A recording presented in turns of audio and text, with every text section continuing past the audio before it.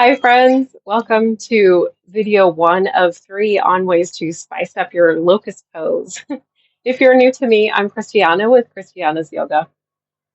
So, the truth is, if you have not been very consistent with actively moving your body, then your yoga practice may actually be physically demanding enough for you.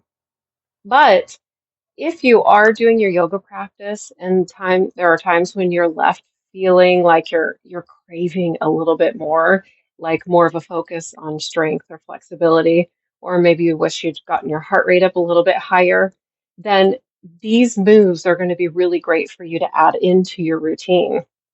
And that's actually what my comeback series is all about. A little side note, that name is temporary. I'm not quite sure if that's what I'm going to name this series, but for now it'll be the placeholder.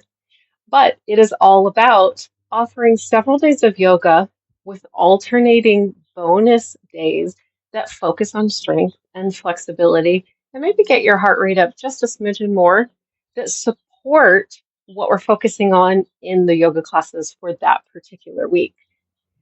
In this particular video today, we're going to focus on upper body because there's so many different ways to change up locust pose to bring more of a strength focus into it. It is already an incredible back strengthening pose, but there are a lot of ways to mix it up and increase that even more. And for that reason, there are so many. I'm just going to have 2 in this video here. If you're practicing with me, just remember, if you have any neck or back issues or injuries, practice with caution or maybe choose to do some alternate poses.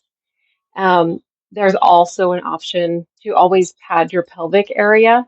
And if you're not sure what I mean by that, then I'll tag the video for locust pose in this video here so you can go back and check that out, where I give traditional cues and the modifications or adjustments to help make the practice your own.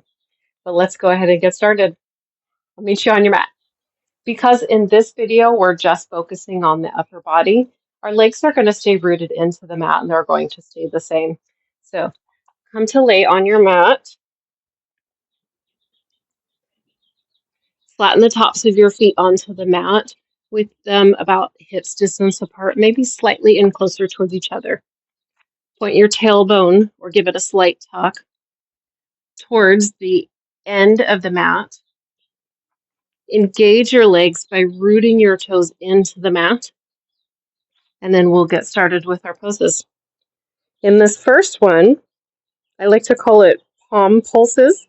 So bring your arms along your sides with your palms facing up, and then inhale, roll your shoulders back and down along your spine. Reach your hands back towards your feet. So we're pretty much coming into locust pose the same way we would if we were practicing the full version. Then from here, begin pulsing your palms up towards the ceiling, feeling the engagement of your back muscles and the backs of your arms. Remember to keep the length in the back of your neck and gaze down towards the mat. And then just keep going until you begin to tire in your back body. And that's that. And then you can do 2 rounds of that and then go from there. The next one I'll show you. Again, the legs stay the same. So root your pelvis and your stomach into the mat. Engage your legs by pressing your toes into the ground. This time, bring your arms into a cactus shape to both sides of the mat. On your inhale, squeeze your shoulder blades together as you lift your cactus arms up off of the ground. Open up, lifting up your chest. And then reach your arms forward. And then exhale, bring your arms back into the cactus shape, squeezing your shoulder blades together. And then release back down. And then repeat. So inhale, squeeze your shoulder blades together, lift your chest up. Keep the length in the back of your neck. Reach your Superman arms forward. And then exhale, bring your cactus arms back with your elbows and your forearms parallel to the ground. And then release. And then do that as many times as you comfortably can. until you get tired. If you can only do one round, that's perfectly fine. Once one round is comfortable to you, it doesn't feel challenging anymore, then add in a second round and so on.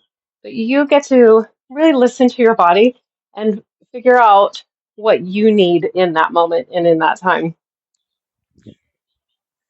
So I hope this was really helpful. I hope that you have fun exploring these moves in your own practice.